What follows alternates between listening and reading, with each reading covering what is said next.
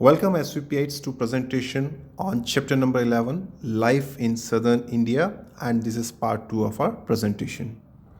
So students, in our previous presentation, we had done till Deccan Plateau, right? So in our previous presentation, हमने एक और बात पढ़ी थी कि Narmada and Mahanadi river, the line created by Narmada and Mahanadi river divide North India and South India. तो ये देखिए, you look at the map, Narmada कहाँ पे है? This is the line created by Narmada and Mahanadi. ठीक है, this is Narmada and this is Mahanadi. So आप देखिए, the south part of this, इसके जो साउथ में है नर्मदा महानदी जो रिवर है उसके साउथ में this is south India, right, and north में नॉर्थ इंडिया. सो आप if you look at this map it is very clear, Narmada and Mahanadi जो है वो नॉर्थ इंडिया और साउथ इंडिया के बीच में एक नेचुरल लाइन है, dividing line. Okay, and you should know the direction. Suppose if you are standing here, north ऊपर है, south नीचे, west on your left and east on your right. So this you must know, and you should also try to look at more maps. आपको जो है और ज़्यादा map देखेंगे तो आपको और ज़्यादा मैप रीडिंग आएगी. Clear? Now you look at this map. हमने क्या पढ़ा था? डेक्कन प्लेटो या साउथ इंडिया जो है it is a peninsula, okay, with Arabian sea on the west, bay of Bengal in the east, Indian ocean in the south, and in the north it is covered by Vindhyas and Satpura ranges.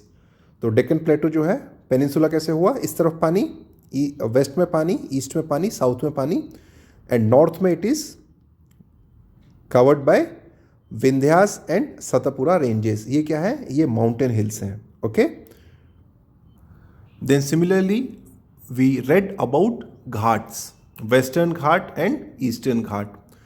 तो ये देखिए आप, ये क्या है? Eastern ghat. ये किधर है? इंडिया के ईस्ट में है.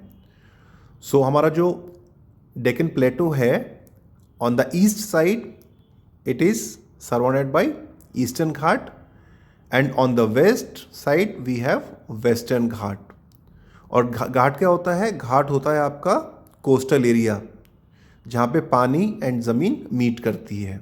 Okay, so you see here this is water and this is land. So Deccan plateau, just to revise, on the west side it is covered by western ghat, and on the east side it is covered by eastern ghat, right? Now let's come to coastal region, COSTAL, coastal, REGION, region. अब coastal region होते क्या है? coastal region होता है तटीय इलाके. अब ये सारे आप देखिए, ये जो इंडिया के जो ये वाला पार्ट है लैंड का, ये जो डॉट्स हैं वो हैं आपके ports. So if you look at here, आपको यहाँ पे क्या खास बात दिखती है? खास बात ये है कि इस तरफ तो है लैंड एंड इस तरफ है सी. इस तरफ है सी और इस तरफ है लैंड. सिमिलरली इस तरफ लैंड एंड इस तरफ सी. सो कोस्टल एरिया क्या होते हैं? जो सी के पास होते हैं, करेक्ट?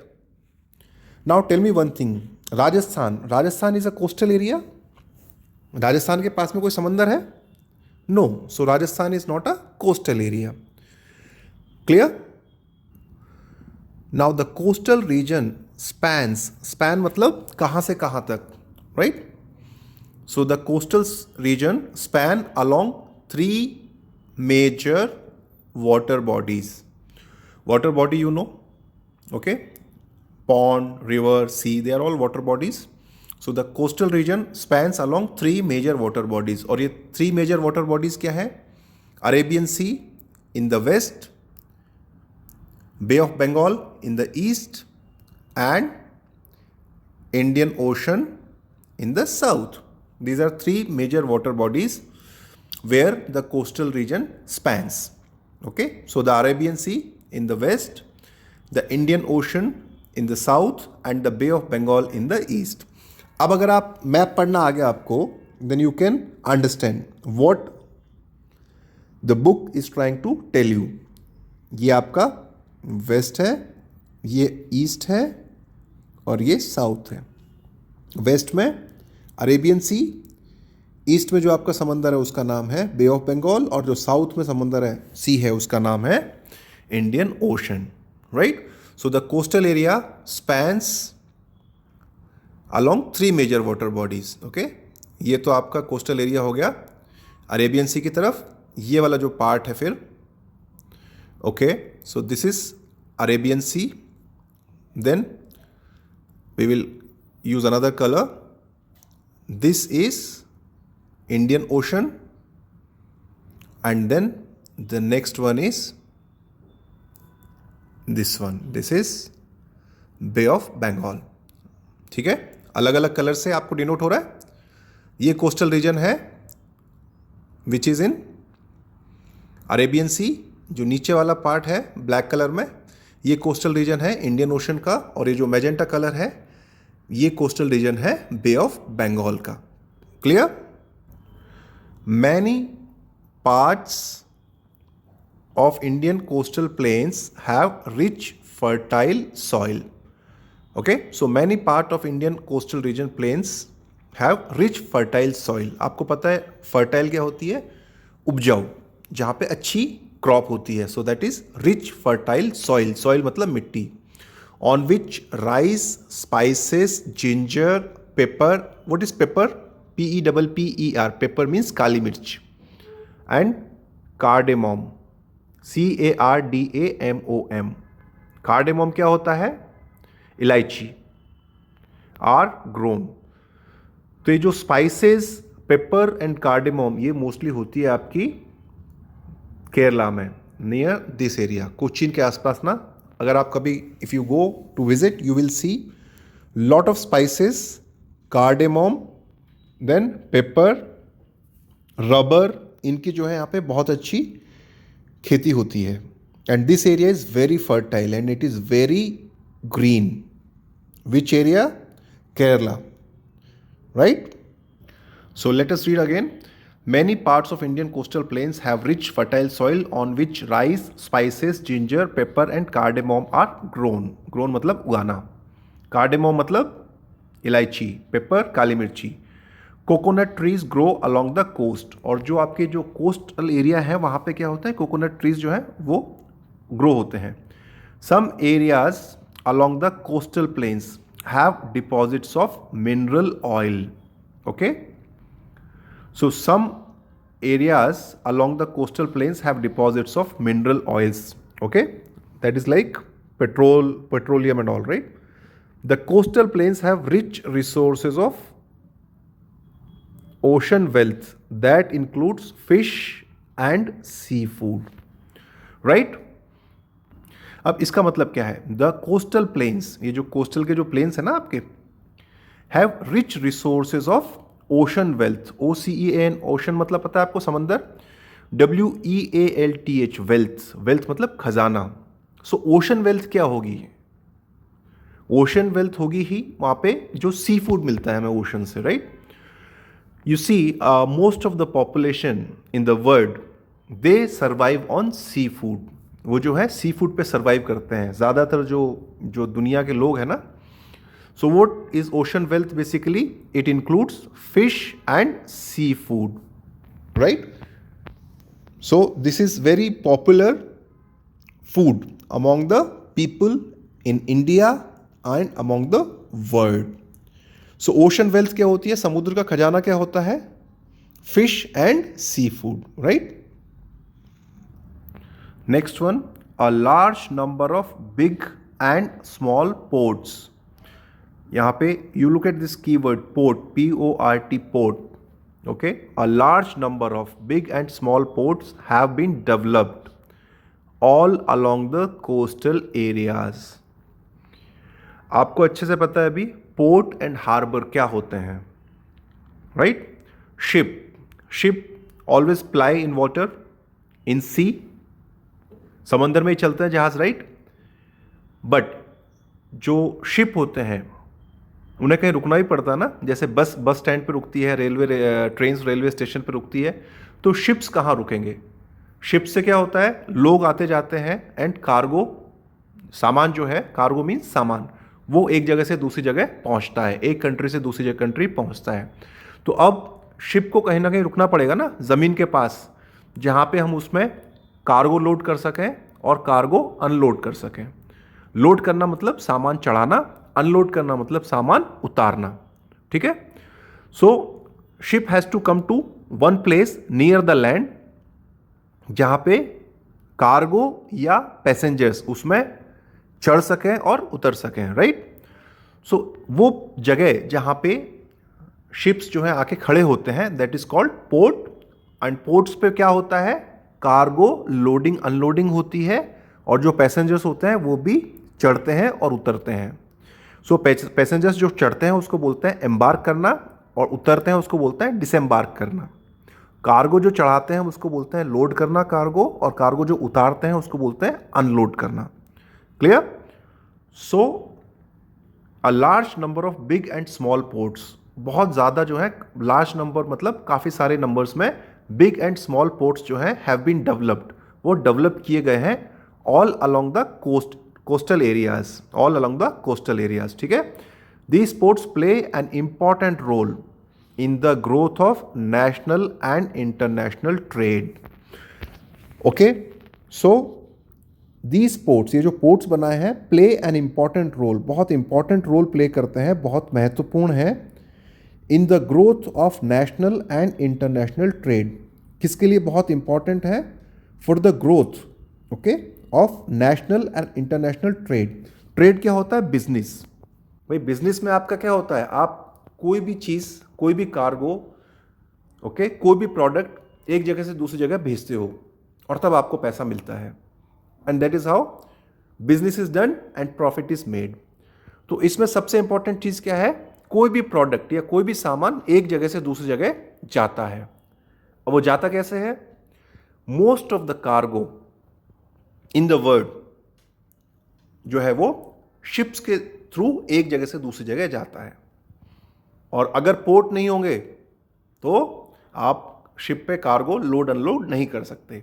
इसीलिए ये लाइन लिखी गई है that these ports play an important role in the growth of national and international trade. Clear? TRADE, trade. Trade means business. For example, coastal cities such as Cochin, this is Visakhapatnam, VISHAKHA, Vishakha, PATNAM, Patnam. So Visakhapatnam and Chennai are trade centers of India. So they are trade centers of India. अच्छा, एक और चीज़ है, most of the development even in the ancient time and even in this time, सबसे ज़्यादा development कहाँ पे होता है? कोस्टल एरियाज़ में। सबसे ज़्यादा बिजनेस, सबसे ज़्यादा ग्रोथ कहाँ पे होती है? कोस्टल एरियाज़ में। क्यों होती है? क्योंकि वहाँ पे ट्रेड करना बहुत इजी है, सीधा सामान आया शिप से, और आपने वो सामान जो है आपने इधर उधर जो आपकी फैक्ट्रीज को चाहिए या जो आपको इधर उधर सप्लाई करना है, so that is why these areas are very developed even in ancient times. Ancient मतलब पुराने टाइम में, तब भी जितनी भी बड़ी जो सभ्यता संस्कृति है, ओके, जो ह्यूमन स्पीशीज़ हैं, वो कहाँ पे ज़्यादा प्रॉस्पर करी हैं? Near the coastal areas, right? So now read it again. For example, coastal cities such as Cochin, Visakhapatnam and Chennai are trade centres of India. ये क्या है? इंडिया के जो बिजनेस सेंटर्स हैं ये सिटीज़, कोस्टल सिटीज़। देयरफॉर मतलब इसलिए, fishing and trading are key activities of the people of the region. तो अब यहाँ के जो लोग हैं, इनके पास एक तो क्या हो गई? ओशन वेल्थ हो गई, और एक क्या है? यहाँ पे ट्रेड की बहुत ट्रेड सेंटर्स हैं ये। तो यहाँ का जो की ऑक्यूपेशन होगा, मेन ऑक्यूपेशन क्या होगा? देयरफॉर मतलब इसलिए, फिशिंग एंड ट्रेडिंग। यहाँ के मेन ऑक्यूपेशन क्या है? फिशिंग करना एंड ट्रेडिंग करना, बिजनेस करना। Are key activities of the people of the region. Key activities मतलब main activities, main business. The climate of coastal India is hot and humid. अब यहाँ का जो क्लाइमेट होता है वो कैसे होता है कोस्टल इंडिया का? Hot and humid. हॉट मतलब गर्म एंड ह्यूमिड मतलब बहुत ज़्यादा नमी रहती है। कोस्टल इंडिया में कभी भी सर्दी नहीं आती है। It is always hot and humid. Now variety of languages are spoken in this region. Variety of languages मतलब different languages, many languages are spoken, बोली जाती हैं इन दिस रीजन, इस रीजन में। लाइक तमिल। तमिल कहाँ बोली जाती है? तमिलनाडु में। TELUGU तेलुगु। तेलुगु कहाँ बोलते हैं? आंध्र प्रदेश में एंड तेलंगाना में। KANNAD कन्नड़। कन्नड़ कहाँ बोलते हैं? कर्नाटका में। कोंकणी। कोंकणी बोलते हैं कोंकण रीजन में which is in Maharashtra. GUJARATI Gujarati. Gujarati कहाँ बोलते हैं? गुजरात में। MARATHEI मराठी। मराठी कहाँ बोलते हैं? महाराष्ट्र में। एंड मैनी मोर, और ऐसी बहुत सारी लैंग्वेजेस हैं। Okay, now you look here. आपको क्या लग रहा है यहाँ पे क्या हो रहा है? ये इतने सारे लोग हैं, बीच में कुछ टेबल जैसी लगी हुई है। सो ये क्या है? ये जो फिशरमैन है वो है, मछुआरे हैं, और ये यहाँ पे क्या कर रहे हैं? फिशिंग करके जो लाए हैं फिश, वो फिश जो है वो बेच रहे हैं। Okay, so this is a fish market. Okay, and they are selling fishes over here. ठीक है, यहाँ पे फिश कलेक्ट करके फिशेस बेचते भी हैं और फिशेस मार्केट में सप्लाई भी करते हैं। And this is the sea. Clear? So that is why ocean wealth में क्या आता है? Fish and sea food. Now let us see some facts. ये क्या है? Pause to do. ये कुछ फैक्ट्स हैं। Find out the reason for the following facts. आपको इनके लिए रीजन फाइंड आउट करने हैं, रीजन मालूम करने हैं। The economic growth of south India. जो इकोनॉमिक ग्रोथ है, इकोनॉमी क्या होती है? इकोनॉमी होती है कितना रिच है कोई कंट्री या स्टेट या कोई इंडिविजुअल, कोई फैमिली। अगर किसी की बहुत ज़्यादा पैसे वाला है तो हम क्या बोलते हैं? अरे ये तो बहुत रिच है, इसकी तो इकोनॉमिक कंडीशन बहुत अच्छी है, right? So the economic growth of south India is more than twice that of north India. जो नॉर्थ इंडिया है ना, उसकी जो इकोनॉमिक ग्रोथ है उससे डबल, मोर देन ट्वाइस जो है, उससे जो है डबल जो है किसकी इकोनॉमिक ग्रोथ है? साउथ इंडिया की। दैट मीन्स साउथ इंडिया की इकोनॉमिक ग्रोथ ज़्यादा है नॉर्थ इंडिया से। Can you tell me why? Very simple, because south India is coastal region which is full of trading activities. They are trading centers of India. That is why their economic growth is more than twice of North India. North India क्या है? Landlocked है, वहाँ पे कोई port नहीं है। जब port ही नहीं है तो कोई ट्रेडिंग एक्टिविटी जो है वहाँ पे कम होंगी। The next one, South India's literacy rate is more than that of the national literacy rate. Now South India's literacy, LITERACY, literacy क्या होता है? literacy होता है कितने लोग पढ़े लिखे हैं। जो पढ़े लिखे लोग होते हैं उनको बोलते हैं लिटरेट, और जो बिना पढ़े लिखे लोग होते हैं उनको बोलते हैं illiterate. So south India's literacy rate is more than that of the national literacy rate. जो हमारे देश की जो लिटरेसी रेट है उससे ज़्यादा है साउथ इंडिया की literacy rate. Why? Because south India again is a coastal region and most of the people many of the people are in trading. अब जब ट्रेडिंग में आप हो, बिजनेस में, तो आपको पढ़ा लिखा होना पड़ेगा, राइट? अदरवाइज बिजनेस कैसे करोगे? Correct. Now you come back here and you see these are all coastal cities. कौन कौन सी कोस्टल सिटीज हैं? Let us see. Mumbai, Mumbai coastal city है हमारी, right? Then Mangalore, Cochin, then Tuticorin, Chennai, Visakhapatnam, Paradip and Kolkata. ये सब क्या है? पोर्ट्स हैं, और ये जो है कोस्टल सिटीज़ भी हैं। पोर्ट क्या है? जहाँ पे शिप्स आके कार्गो लोड अनलोड करते हैं। Clear? Now let us come to islands. This is the third part.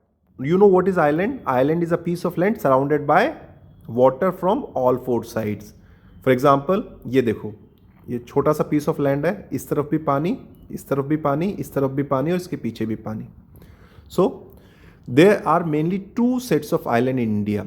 India में जो है mainly two sets of island है, Lakshadweep island and Andaman and Nicobar island.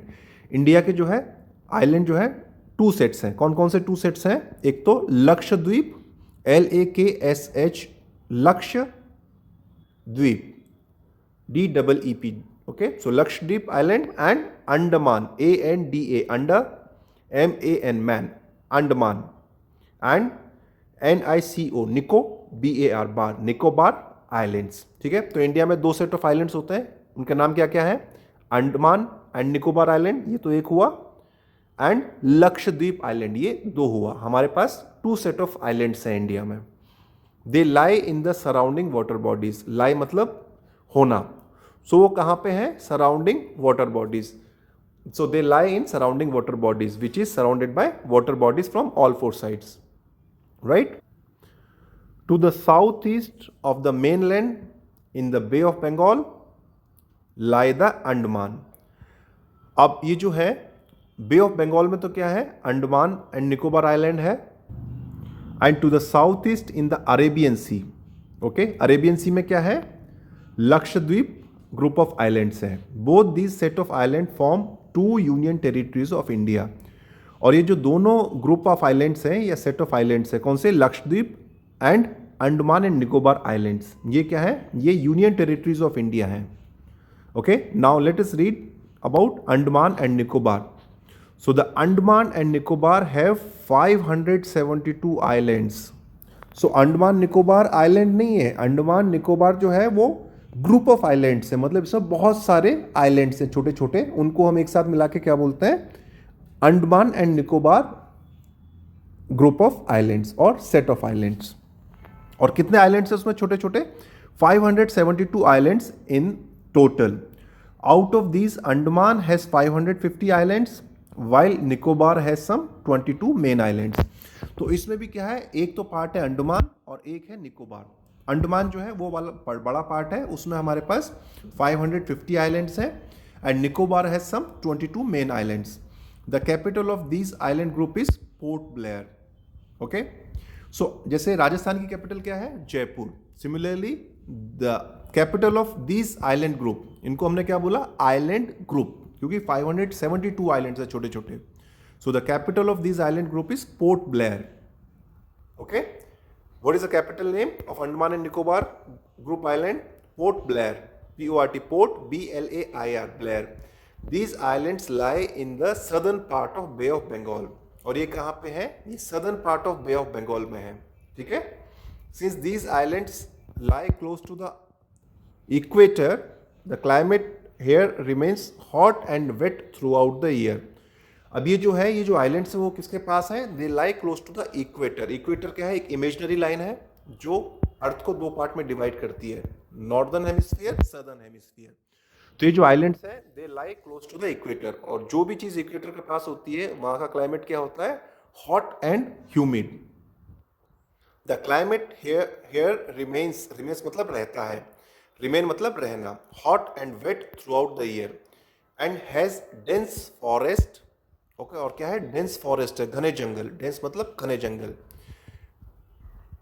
INHABITED, inhabited by many tribes। inhabited मतलब रहना, inhabited, INHABITED, inhabited by many tribes।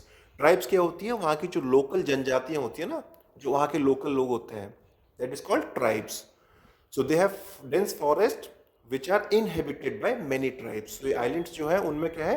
Dense forest है, और वो dense forest में कौन रहते हैं? वहाँ की जो ट्राइब्स होती है ना, लोकल लोग, वो रहते हैं। इनहेबिटेड मतलब रहना। द मेन ऑक्यूपेशन, ऑक्यूपेशन मतलब business, OCCU, OCCUPATION, occupation. So the main occupation of the people living here are agriculture and tourism. तो यहाँ पे जो लोग रहते हैं उनका मेन ऑक्यूपेशन क्या है? Agriculture and tourism. टूरिज्म क्या होता है? जो लोग आते हैं ना साइट सीइंग के लिए, right. So look at here. This is one of the island in Andaman and Nicobar, and it looks very beautiful, right? This looks really beautiful. Now the next island, Lakshadweep Island. So our 36 in numbers. Lakshadweep Island क्या है? उसमें 36 small islands हैं. So in Andaman and Nicobar group islands, there are 572 islands, and in Lakshadweep Islands, there are 36 in number. ठीक है? Out of these, only 10 are inhabited. और ये जो 36 islands है, इसमें ऐसा नहीं कि हर जगह पे लोग रहते हैं. Only 10. Out of these, only 10. सिर्फ 10 islands are inhabited. और inhabited मतलब जहाँ पे लोग रहते हैं. बाकी 26 में कोई नहीं रहता. Okay. Now Kavaratti serves as the capital of the Union Territory. ये Union Territory है और इसकी capital क्या है? Kavaratti. Kavaratti. Kavaratti is the capital of Lakshadweep Group Islands. Fishing and coconut cultivation are the two main occupations here. और यहाँ के main occupation क्या है? Fishing है and कोकोनट कल्टीवेशन. यहाँ पे क्या है? कोकोनट उगाते हैं. कल्टीवेशन होता है जब आप किसी चीज को ग्रो करते हो, फसल को ग्रो करते हो, उसको क्या बोलते हैं? कल्टीवेट करना. सो यहाँ के मेन ऑक्यूपेशन क्या है? Fishing and coconut cultivation. और अंडमान एंड निकोबार आइलैंड के जो मेन ऑक्यूपेशन थे वो क्या थे? Agriculture and tourism. तो दोनों के देखो जो ऑक्यूपेशन है वो अलग है. Clear? It is a famous place for tourism attraction and many activities of water sports. और ये भी क्या है? ये भी famous this is also famous place. ये भी काफ़ी famous place है. किसके लिए? For tourist attraction के लिए. और यहाँ पे क्या क्या चीज़ें हैं tourist attraction के लिए? Many activities of water sports. Water sports क्या क्या होता है? जैसे scuba diving. अब scuba diving क्या होता है? That we will see in the next presentation. कि scuba diving किसे कहते हैं. Okay?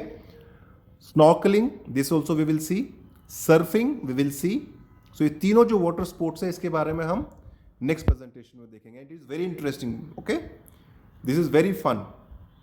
Are popular among tourist here. तो ये क्या है? बड़े पॉपुलर है among the tourist. The extraordinary beauty of these islands. Extraordinary मतलब हद से ज्यादा. एक्स्ट्रा ऑर्डिनरी, आउटस्टैंडिंग, जो मतलब एकदम देखते ही हमें मन मोह ले. ठीक है? So the extraordinary beauty of this island groups attract tourist from far and wide. तो ये जो इनकी एक्स्ट्रा ऑर्डिनरी ब्यूटी है इन आइलैंड्स की, उससे क्या होता है? जो टूरिस्ट है ना वो अट्रैक्ट होता है कहाँ से? फ्रॉम फार एंड वाइड, दूर दराज के इलाके से भी, बहुत दूर दूर से. Thus they help to develop our tourism industry. और इससे जो है हमारी टूरिज्म इंडस्ट्री डेवलप होती है. And this is, you look here, this is one of the group island in Lakshadweep. Okay, one of the island in Lakshadweep group. Okay, now the only active volcano in India, the Barman Island, is present in Andaman Island. Okay, तो हमारा volcano जो होता है ना, ज्वालामुखी, तो हमारा सिर्फ एक active volcano है इंडिया में, and that is Barman Island. Okay, which is present in Andaman Islands, right? So with this we stop here, and you go through the chapter on your own and learn the difficult words. Thank you.